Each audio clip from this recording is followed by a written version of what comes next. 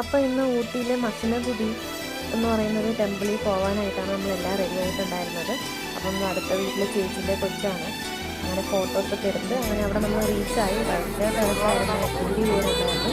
അങ്ങനെ സ്റ്റോളും എല്ലാ കാര്യങ്ങളും കണ്ട് ദൈവത്തിൻ്റെ മുന്നിൽ കുറച്ച് നേരം നിൽക്കാമെന്ന് പറഞ്ഞ് തേരുണ്ടായിരുന്നു. അപ്പോൾ തേരൊക്കെ കാണാൻ വേണ്ടി 3 പ്രാവശ്യം ഞങ്ങൾ സുഖമായിട്ട് ദൈവത്തിനെ കണ്ടിട്ടുണ്ടായിരുന്നു. അങ്ങനെ നല്ലൊരു കാഴ്ചയായിരുന്നു ദൈവത്തിന് മുമ്പിൽ കണ്ടത്. പിന്നെ അങ്ങനെ ബഡ്ഗാസ് എന്ന് പറയുന്ന ഒരു ട്രെയിനുണ്ട്, അവരെ ഡാൻസൊക്കെ ഉണ്ടായിരുന്നു. അപ്പം അതും കൂടെയൊക്കെ കണ്ടു. അവർ കളിക്കുന്ന ഡാൻസ് തന്നെ കുറച്ച് വെറൈറ്റി ഡാൻസാണ്.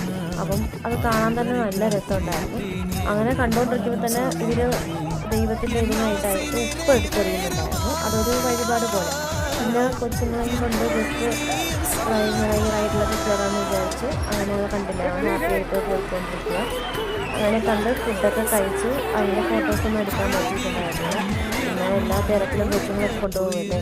പിന്നെ അങ്ങനെ കാറിൽ കയറി ഒരു ഫോട്ടോ എടുത്തില്ല, ജസ്റ്റ് ചുമ്മാ ഞങ്ങൾ വീഡിയോസ് അങ്ങനെയൊന്നും എടുക്കാൻ പറഞ്ഞിട്ട് അങ്ങനെ എടുത്തതായിരുന്നു.